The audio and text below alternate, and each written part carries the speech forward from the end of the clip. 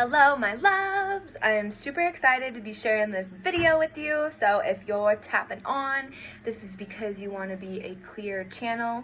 You want to learn how to channel. You may be interested in starting your own spiritual brand. You may be interested in building your following and how you could eat higher vibe foods to support your high vibe self. So I'm gonna start with the foods first. I will give my favorite tool out that I love using with all my clients, and I love using this with myself so you're gonna keep a food and a mood journal. You could do this in your phone, or you could buy like a little journal to keep, but I find it most easy keeping it in my phone. So before I eat, I write down how I'm feeling, and I'm really honest with myself if I'm feeling anxious, sad, overwhelmed, anything. So just write down the feeling you're feeling before you eat. And then you're gonna write down everything you're eating. So write down all of the ingredients if you know them, and then wait about 10-15 minutes after you eat to give your body some time to digest its food.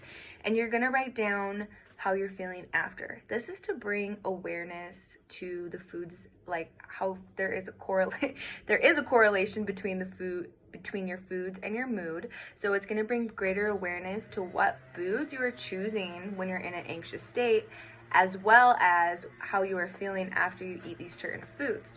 So this will help you get really clear on what foods are going to feel really good for you and what foods maybe are not going to feel so good for you. So that is my favorite tool to use. My second favorite guideline is to use the SOUL acronym. And SOUL acronym stands for eating seasonal, organic, unprocessed, and local. This is important when we're eating, so we can become very clear for our intuition to come through and shine bright like a fucking diamond. So yeah, try to eat as organic as possible, local, of course unprocessed, and you can look up on the website on your computer Maui foods that are in season for the summer, or wherever you live. It will be really helpful for you to be shopping at your local's farmers market. You will be supporting your farmers, and you will be buying foods that are local, in season, usually organic, and usually unprocessed. So try to do all your shopping at the farmers market. I do believe when we are in clear knowing with our intuition, it's because our food intake is a lot cleaner. So just keep that in mind. So then I'm going to talk about now how I kind of built my following, what kind of got me out there into the world, and how I became a full-time reader. I used to be, well, I haven't really shared this ever publicly or in a video or online, but I think it's vital and part of my journey to share this part of myself with me. So I used to be a cam girl worker as well as a stripper. And doing these things really put me into a state where I thought that I had to sell my soul in order to make a lot of money.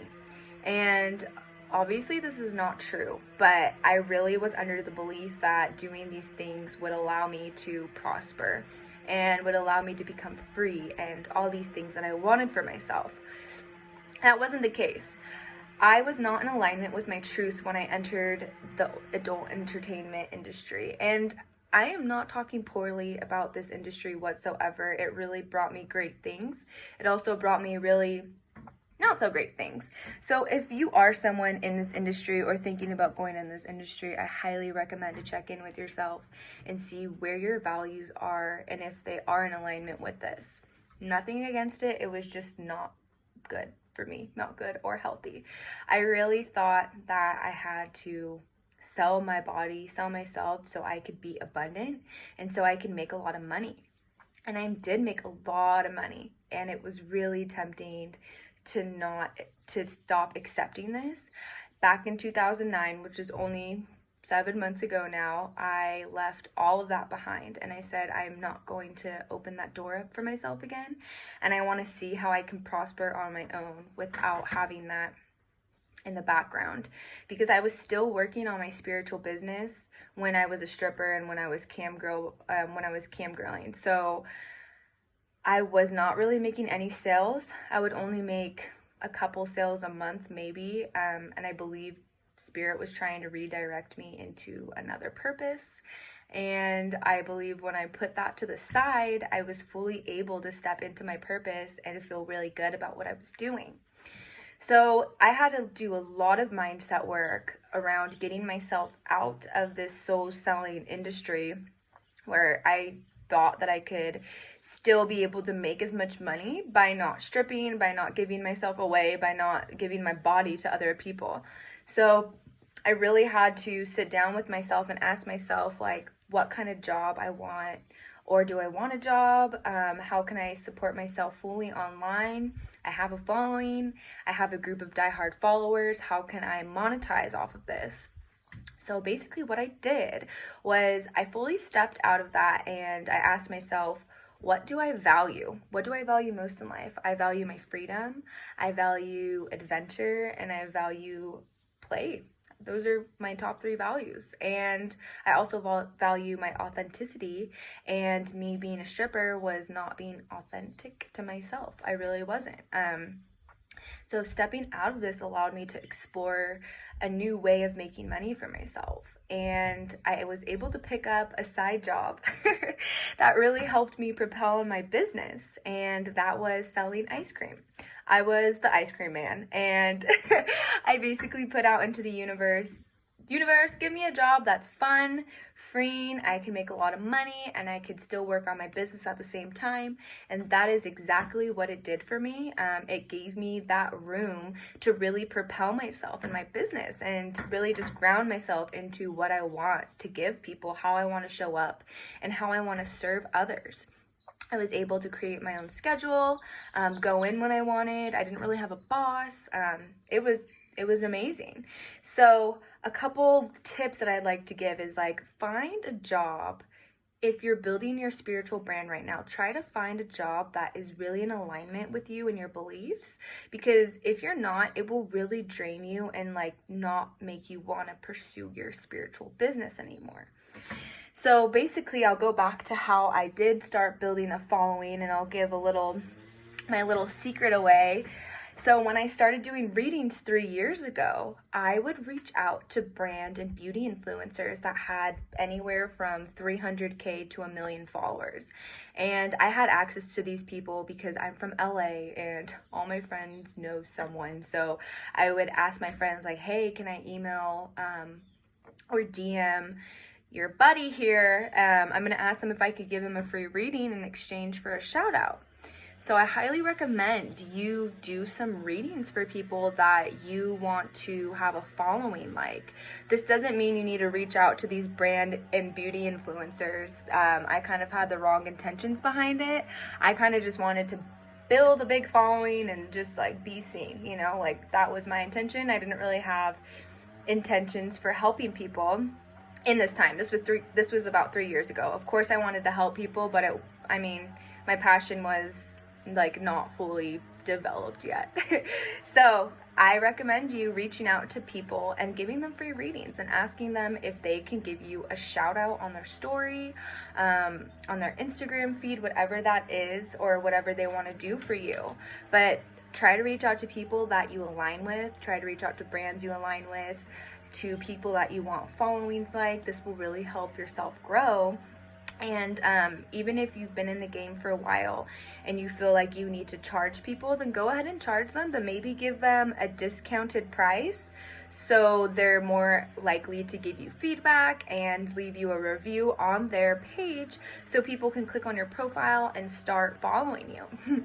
So another tip and trick I used, which I think is amazing for anyone, not even people who want to become a reader, but just in general, is share your story. Share it loud and fucking proud. Even if they're not things that you're fully proud of, I highly recommend you to share this with others. Share things that you have overcame, that you were struggling really hard with in the past, and now that you have overcame, you're gonna share it. Share your story. Just, if you're like, I don't know where to start, I don't know how to, do this feels fucking icky for me, just put it out there. Just make a post, put it on your Instagram story. It doesn't have to be all pretty and fancy and professional. Just start sharing snippets of your life. You can center yourself, ground yourself, and ask Spirit to work through you. Ask Spirit and just say, Spirit, what do I need to share in this time and space right now? And just allow yourself to write. Just write out whatever your soul is being called to do. Do this every time you post. This will be really awesome, and this will help bring clients to you. This will help bring people to you that they see their self in you from you sharing your story. So this is going to be really important in your process of becoming a spiritual brand, is to share your story, no matter how uncomfortable it is. If you have not fully processed parts of your story, I encourage you to process them first before sharing them. Yeah. And always be authentic as you can be online. People don't want to see this like false image of you. They won't be able to connect with you and relate to you in this way. Another tool I like to give to my clients is to flirt with your audience. When people are talking to you and coming to you and reaching out to you for help or guidance, just kind of like give them a little and like make them come to you, and just like keep the flow of conversation going. You don't want to be like, oh, I charge for this service, like don't talk to me, like you could pay me, or you could pay me first and then talk to me. I don't recommend doing this. I recommend just like building those authentic relationships with your followers so they trust you and they know who you are, and just like you can check in with them every once in a while. You don't have to charge just to talk to them, you know. You want to draw in your soul clients. You want them to be your best friends, and you want to build those authentic relationships with them. And now I'm going to move on to how I do readings, and this is a process that works for me. It may not work for you. Everyone holds different gifts. My main gifts are clairvoyance, clairsentience, so I feel things, I have this inner knowing, and claircognizance. I have this like inner knowing, I feel things, and I see things.